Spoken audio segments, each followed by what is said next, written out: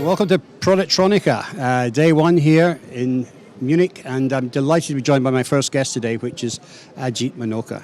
Nice to see you, Ajit. Nice to see you also. Yeah, right, I know. And like me, you're very well travelled, so you get to see a lot of what's happening around the world. Well, this year actually travel has been more than pre-pandemic time.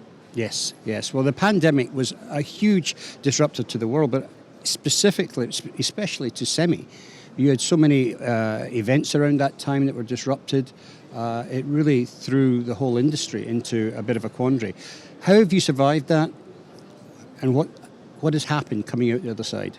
That's a good question and a very painful history that we went through. Yes, our majority of the income used to be from the events, and all those events went to really basically stand still. Yeah. And fortunately, we had healthy reserves, so we did not lay off anybody. Good. And but actually, we focused more on the other issues which were besides the events, like focus on the talent, the climate challenges that we have.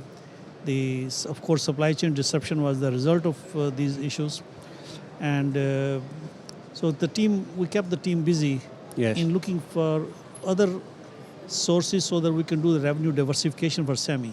Okay. And so we kept on going with the respect to how we can really serve our members better, what we can do to create more value for members. Yeah. So we have multiple initiatives that we started from 2018 onwards.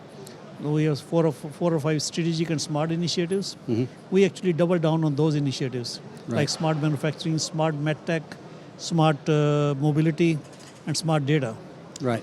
And to be honest with you, that was probably blessing in disguise for us, because as you see since the pandemic, there's a lot of convergence between semiconductors and medical. And all the work we did during pandemic is becoming very valuable now. Smart mobility, the electrification and the autonomous vehicles is on the rise. And Semi has a lot of initiatives on these topics, so we doubled down on them. Good. It's great to see that you kept up with obviously the emerging technology side of it, but the pandemic also brought in a lot of other disruptors along with it. Notably the supply chain and some of the reshoring that's going on and that sort of thing. How have you helped the industry to cope with that? Well, first of all, pandemic was the worst thing happened to the world. 6+ million people died. Yeah. And I would never want this kind of thing to ever happen again to anybody. Yes. But the one good thing happened out of pandemic.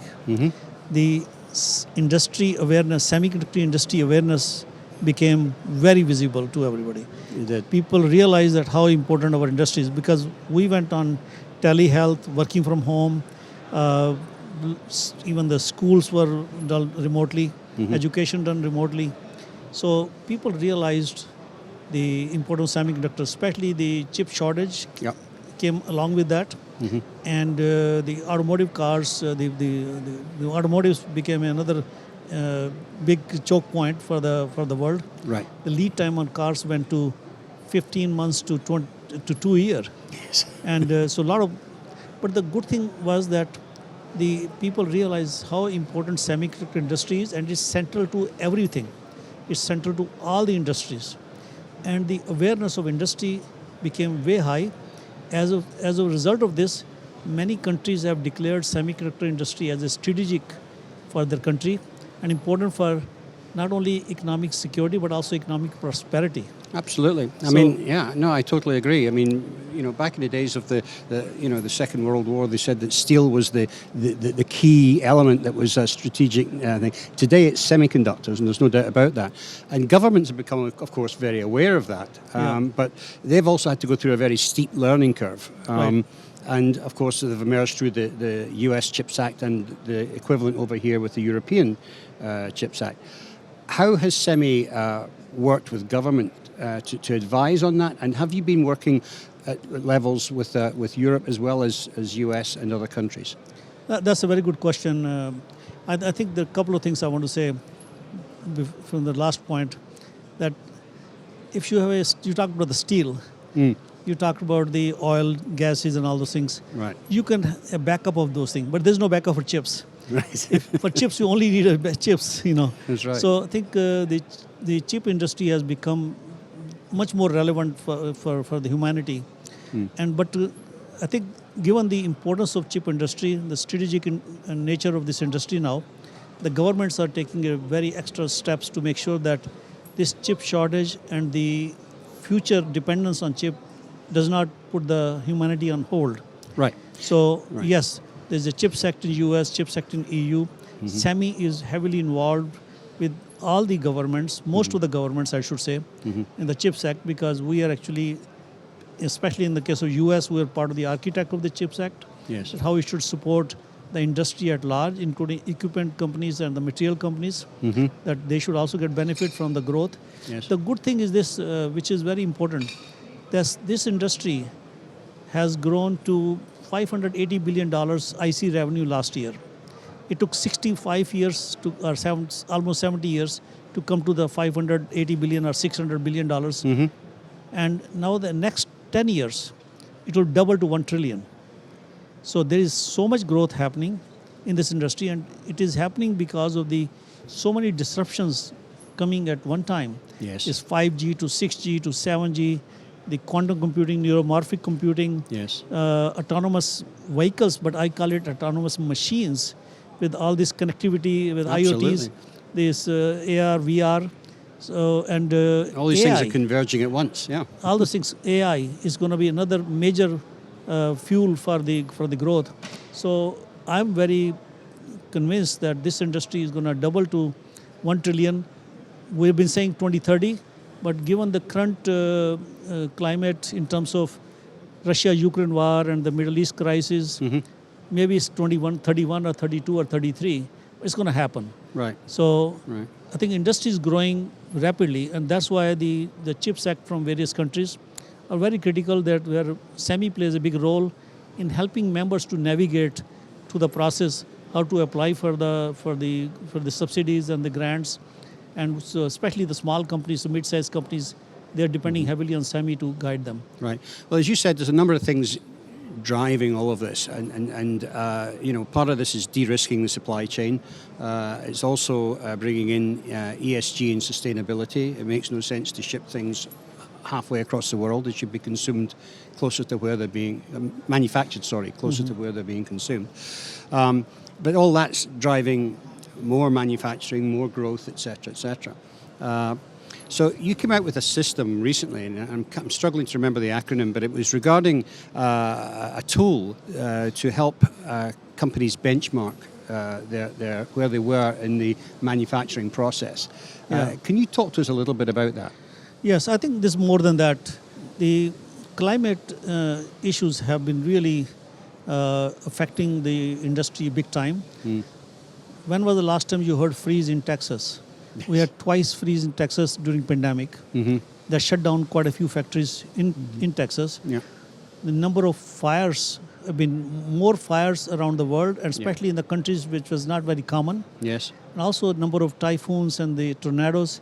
They're having more unpredictability of the calamities. Yes. And the frequency has also increased. Yes. So we are actually not just focused on, we have actually launched a major initiative on the climate called Semiconductor Climate Consortia.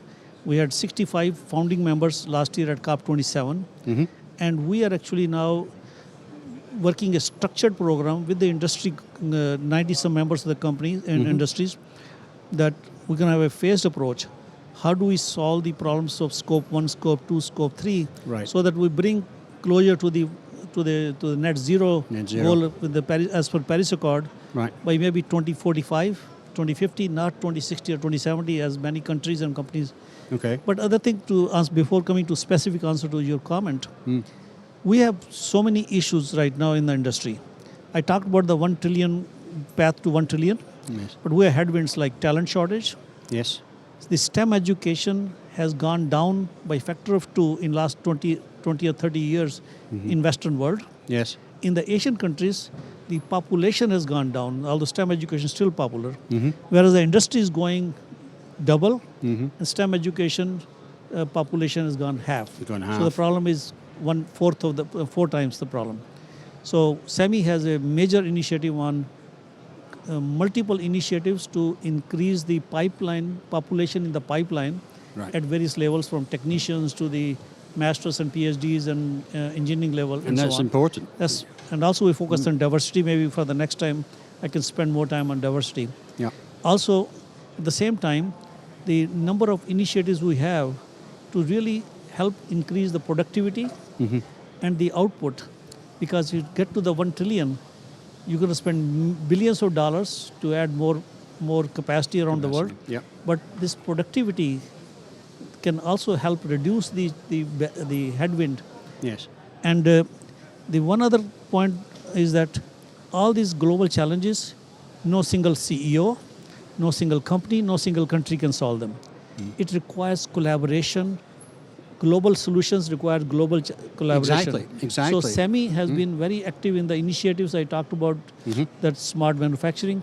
So in smart manufacturing, we really are looking at kind of a mapping of where the companies are in terms of their productivity, in terms of the output, in terms of the quality, in terms of the yield, and how we bring advances in those operations so that they can all increase the output and solve the chip shortage problem.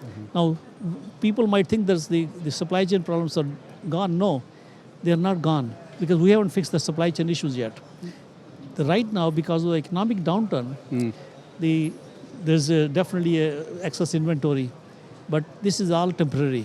Yes. Once the Burn through that economic downturn changes, which I am hoping and praying that these wars stop and we start rebuilding those nations which are affected. Yeah. And I think we'll see and with the growth I talked about, we'll see the supply chain problems will come back. But SEMI is working very aggressively on designing a new blueprint on supply chain. The blueprint in the past was based on one philosophy called just in time. Okay.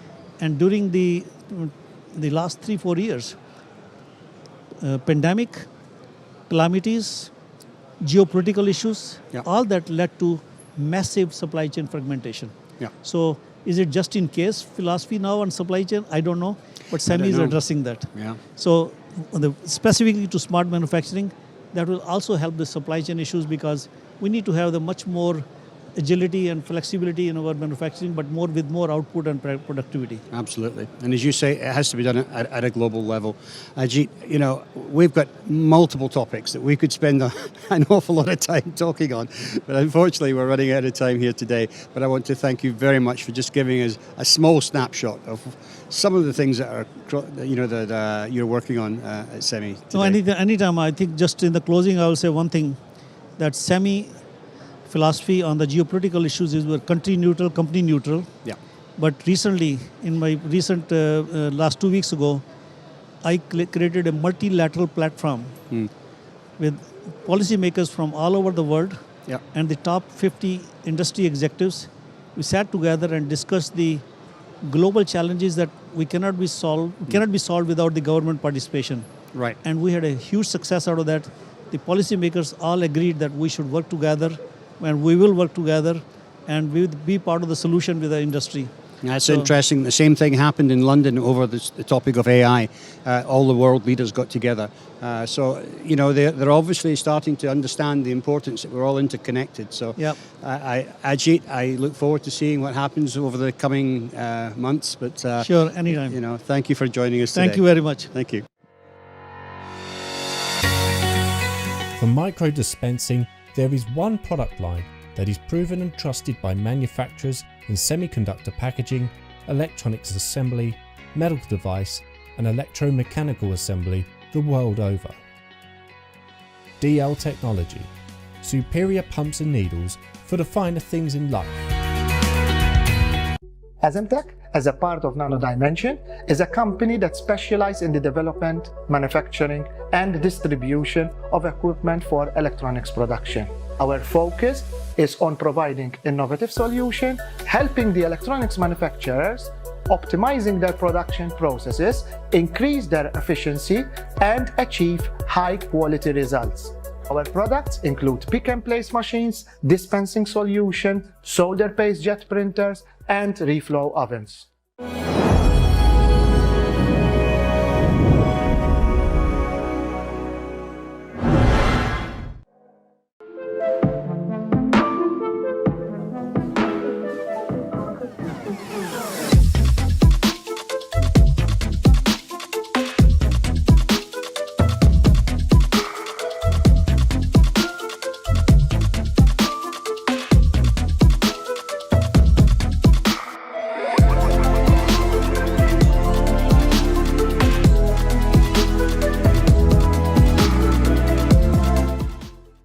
Hello and welcome back. My first guest here today is Sanjay Huprikar. He's the IPC Director for Europe, aren't you, Sanjay? I am, thank you. Yeah, so thank you for joining us today. My pleasure. Now, IPC's doing a huge number of things in Europe at the moment. We are. You're extremely active, which I'm really pleased to see. We are too. Because you're getting the ear of government, which is important. Very much so. So tell me some of the things that you've been doing on the advocacy level in Brussels and beyond. Sure. As everyone is well aware, the EMS industry and the PCB industry doesn't really have a pan-European advocate. Right. So we have positioned ourselves to be that advocate. Mm-hmm. As everyone knows, we had some role in the CHIPS Act. Yep. And the reason we took that role is because we saw that as a great opportunity, not only to boost European electronics, obviously semiconductors is a big piece of it, but we saw an opportunity to communicate and convey to the government the importance of the other things that are happening in electronics beyond just semiconductors. Right. So PCB and EMS, materials, Mhm. those are all very important pieces. Yes. Without any of those things, you can't do anything with the chips that they want to produce in Europe. And that's the Right. message that we've been sending the government. And they've been relying on us now more so in 2023 than any other year in the past to kind of be that voice for the electronics industry, not just the semiconductor industry, Right. but for the electronics Well, industry. as I said earlier today, I mean, it's been a learning curve for them as well. Absolutely. And Absolutely. so it's an education for us. Right. It's an education for them as well. Yes, absolutely. So that's important. But there's so many other things affecting the industry as well at the moment. You know, in Europe, there's a big push on, of course, on ESG and sustainability. Right. We've also got the same challenges as you have in the US with some of the labor markets trying to find skilled labor. That's right. That's right. I know, for example, in the US that you've been doing a lot with the STEM programs. Yep. Have you been doing anything on this side of the water with that? Well, we're learning what is required here. I would say that 2023 has been a year from the workforce development side in Europe, where we have more feedback now as to what those needs are. Right. Certainly, there's still a lot of operator-centric programs that we can do. The challenge we have in Europe with operator-centric programs, though, is that you have to create them in local language. Right. That's right. That's As correct. the industry is moving east, we see more opportunities in places like Romania, Serbia, Bulgaria. Well, we normally don't translate our standards and educational tools in those languages. So this is, again, where the intersection of government helps. If we can find and source funding to help us translate those programs into those languages, Right. that opens up a bigger opportunity for the industry to have more workers engaged with IPC. Absolutely. On the sustainability side, which I think is something you mentioned Yep. as well. So we created a leadership council for sustainability. It's a global council, Okay. but it's made up of several European companies as well. Mhm. Everyone is struggling with, what do we do first in terms of sustainability for electronics? Yeah. You know, there's CO2 emissions. There's workforce has a component of it. There's a human rights aspect to it. Right. Where do we start? And I think having a leadership council kind of help us see what the priorities are, prioritize what some of the choices could be. Yes. And that's an area that we're focused on in 2023 and in 2024. Yes. No, it's becoming, it's really risen up the ranks in terms of importance very quickly because, on the stock level price, a lot of companies are looking and analyzing companies' ESG and sustainability records, and when they're making their investment choices. Right. So it's become really, really important. Yeah. Now, I noticed that you've been involved a lot with some of the major contract manufacturers over on this side. We have. How have you found that? I mean, and have you found any differences between working with their counterparts in the US? I mean, what's your takeaway on that? I'm going to throw my U.S. colleagues or my U.S. Members under the bus a little bit. Okay. It's been a joy working with the contract manufacturers and even the PCB fabricators here in Europe. Right. They're very open to having an association like ours, global in nature, but acting very specifically on local issues. Yes. So we've had a lot of different networking events with them. We've had get-togethers with them. talking about some of the key issues. A basic thing, and you know this, Trevor, better than anybody, is a lot of them here in Europe feel like they're disrespected because they do a lion's share of the work and they get no credit whatsoever. So anything we can do to kind of showcase the good work that they're doing for the media, for the politicians, even for the public, to show the importance of EMS, to show the importance of PCB, and how those are two important entities that matter for electronics, is a service that we're doing on behalf of our membership. And I think that's what's opened them up a little bit to us, is we're really trying to do something for them. Yeah, I think one of the big changes I see, differences, should I say, between the contract manufacturers here and in the States is that they seem to be more open here to bringing in new technologies and being more open to different types of engineering. Absolutely. Maybe because they come from a more engineering kind of background here. I don't know what it is. But in the US, I find that they're quite resistant to change and they wait for their OEMs to tell them they have to change. Yeah. And I think you hit on it well. I think the Europeans come very much from an engineering background. They like to view things from a scientific point of view. They're very much more rational about the decisions that they're making, probably less emotional than other places. And I think that works well when you're dealing with us, predominantly a standards development organization where science is everything for us. Of course. No, I think you're doing a fantastic job here, Sanjay. You've got something coming up, I believe, at the end of the month, which I'm trying to get to, or you're working with them. Arno Kolk, I think, up in Estonia. Is that correct? That's right. Yeah. So every year we work with the Estonian Electronics Association and also Dieter Weiss's organization Informa to do an EMS executive event. And that's happening in Tallinn at the end of November, the beginning of December this year. Excellent. So right after we finish here, we are shifting gears and working up there. Great. Well, I'm hoping to make it up there. So great. We'll see you there. All right. But I want to thank you for coming in today and giving us an update on what's happening with IPC. My pleasure. Europe. Thanks for inviting us. Thank you. Okay, good. So coming up after the break, we're going to be speaking to Keith Bryant from SMTA Europe.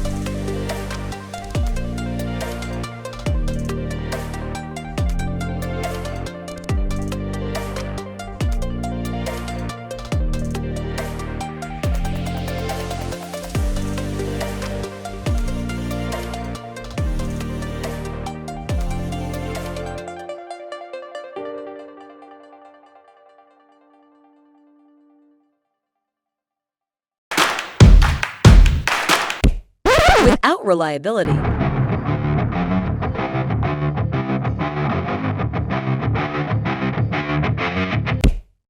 with reliability, a world of difference. Welcome on the journey to better reliability outcomes.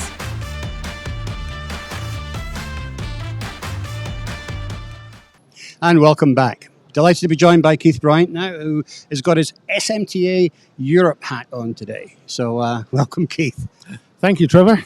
So SMTA basically made an agreement with the old Smart Group that used to be in Europe about, I'm thinking 3 or 4 years ago now. You've been involved in that from the beginning. Tell us a little bit about it, and what do you think? How do you think that developed? Is it developed more into a European type of association? Because Smart Group was pretty much UK only, wasn't it? Yeah, Smart Group was UK and Ireland, and it was almost 7 years ago, Trevor. 7 years ago. Yep. My goodness. But yeah, we wanted to get a little bit more visibility, and it was hard to run as let's say, a unique organization in the UK and Ireland when a lot of the manufacturing had gone offshore, and we were, to be honest, not having the membership that we did. So yeah, I talked to Tanya and the team at the SMTA, and out of that, SMTA Europe was born. And since then, we've steadily been growing membership, not only in the UK and Ireland, but through the manufacturing hubs in Europe as well. Right. Now, you must have seen some value coming out of it too, because I mean, you're also involved in the SMTA's International Technical Committee Board for the big conference in the States. So presumably you get some takeaways or get some other people to input or contribute to some of the events that you're putting on here. Yeah, we do that in a strong way. And yeah, I'm also on the committee for PanPac and a couple of others as well. And yeah, we tend to be able to pull speakers from the US, which obviously in the Smart Group days was a lot of a harder mission. Right. And we have a counterfeit conference happening at the MTC soon. And a lot of the speakers are coming from the US, where there is a lot more, let's say, knowledge of counterfeits and a lot more up-to-date, up-to-the-minute stuff of what's happening. And you've got people like Kolk over there who are really focused on counterfeiting, and they're bringing that knowledge over to we get attendees from all of Europe, so it's not just people coming to the UK. So, Right. That makes a big difference, and it adds a lot of value to the membership, and that's one of the reasons why the membership continues to steadily grow. Yeah, absolutely. And you picked up quite a few members over here in mainland Europe, haven't you? I mean, it's from Germany and other places. Yeah, and we have a conference coming up next year in Budapest. We're hoping to partner with the Inelectro guys that put on the big Eastern Europe conference, and maybe we're going to run a session there on technology, or they're also talking about maybe cleaning and coding. So we'll run a technology session within their event. Okay, great. So that also helps to spread the word and get everybody aware of what's happening. And on a global note, we're trying to get the global members to put forward European people to be part of their, let's say, links for all of the email shots that go out and everything else. Okay. So we're really covering all the bases. Great. Well, it's a great grassroots association. There's always, when you get together, there's always lots of camaraderie there, that's for sure. But I'm glad to see that it's, you're growing over here and, keeping involved with the industry. Yeah, it's, as I say, it's a good group so far. We have a good technical committee, and we really managed to pull together some events that everybody walks away from pleased, and if you were part of it, you're proud of it. And for me, that's everything that matters. And yeah, we just need to keep growing the membership, and then we can start organizing more events. Yeah, absolutely. Okay, well, great to see. So thank you for giving us an update on that. I know you're going to be participating in one of our panel discussions shortly, so I'll say thank you for that, and we'll be back in a few minutes with the first of our panel discussions from Productronica.